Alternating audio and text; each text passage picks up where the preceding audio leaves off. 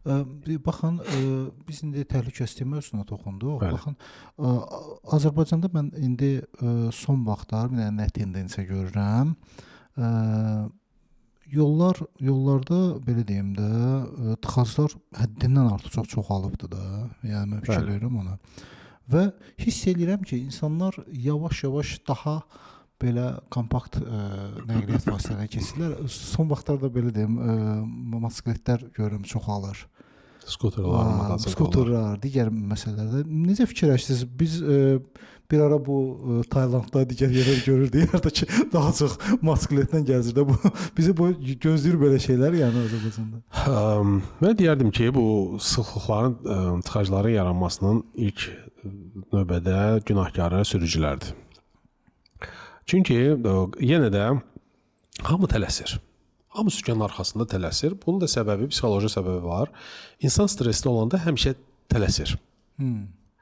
Və nə olur? Bir-birlərinə yol vermirlər, hörmət demək olar ki, yoxdur. Hamı istəyir biraz daha tez keçsin və nə olur? Bu insanların bu tələsmə məsələsi elə tıxaclar yaradır. Baxırsan ki, yol ayrıcıdır və yol ayrıcında hətta sarı xətləri çəkiblər. Ona da artıq çox baxmırlar, riayət olunmur. Nədir? Sən görürsən ki, yol ayrıcı doludur, qaydada da belədir. Sən dayanıb gözləməlisən. Və nə olur? Başlayırlar arxadan siqnal verməyə. O siqnal verəndə insan özündən asılı olmayaraq ayağını tormozdan götürür. Məndə də olub bu. Arxadan siqnal verir. Amma sən axı avtomobili irəli sürsən, bu qəza baş verəcəkdir. Qəza baş versə, arxada siqnal verən gəlib cavabdehlik daşımayacaq.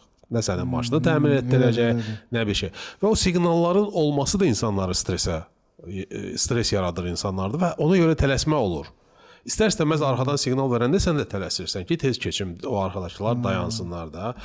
Ondan başqa həmin yol ayrıcılarında bir qayda qanun olmalıdır. Yəni oraya doludursa girmək olmaz. Gözləmək lazımdır. Yəni o qayda qanun var da. Və nə olur?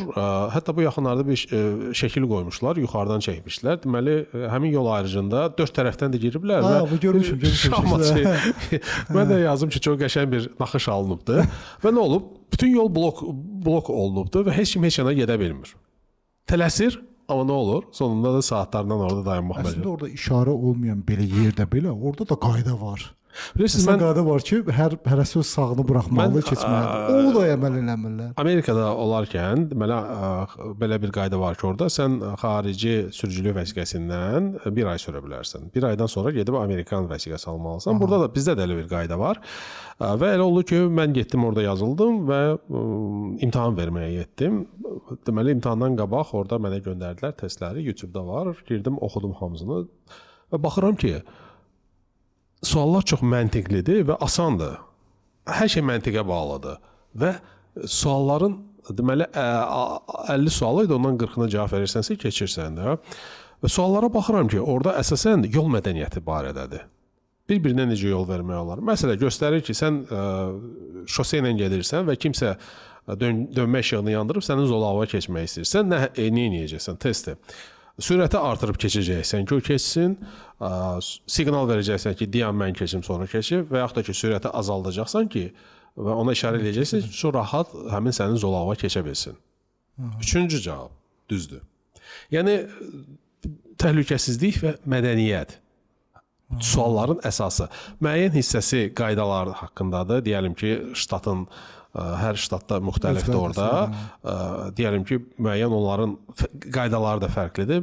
O qaydalardan suallar verilir və cərimələrdən yazıblar ki, sürətin bu qədər aşmasına görə deyəlim ki, cərimə nə qədərdir yazır. Deyəlim ki, $100, $200, $300 və yaxud da ki, nəsə belə bir suallardır. Yəni ki, orada insanlara həmin sualları hazırlaşdırarkən və imtahan verərkən insanları qayda qanuna riayət etməyi öyrədirlər, məcbur eləyirlər. Yəni ki, insanın o istər-istəməz o imtahana hazırlaşdığı zaman sən onları qəbul eləyirsən.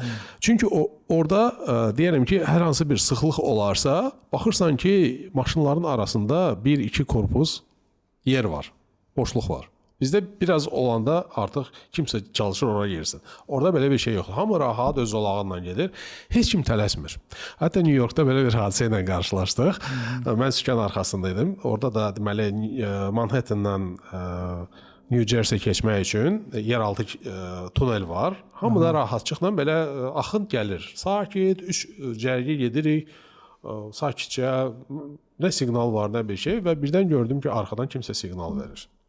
Aha. Mən də deyirəm ki, yanında yoldaşıma deyirəm ki, bu xeyr ola da, Amerikada kim belədir şeylər və avtomobil gəlib yanımızdan keçəndən sonra baxdım ki, əlini şüşədən çıxardıb, nəinki bizdə etmirlər.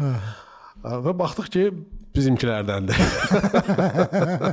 Yəni bu Amerikaya getsə də, bilmirəm hara getsə də bu onların bu fikirlər, davranışları dəyişmir də. Yəni sən o axında siqnal verməyin axı mənası nədir də? Onsuz da heç kim orada qaçmayacaq, uçmayacaq və hər öz yolunla gedir. Yəni buradakı kim bir-birinin gah o sıraya keçmək, bu sıraya keçmək yoxdur və hamımız çox rahatçılıqla həmin tuneldən də girdik də, çıxdıq da, vaxt da itirmədən və s. Yəni ki, belə bir hər kəs öz yolunla getsə, o zolağını tez-tez dəyişməsə, hamı rahatçılıqla axın daha sürətlə gedər.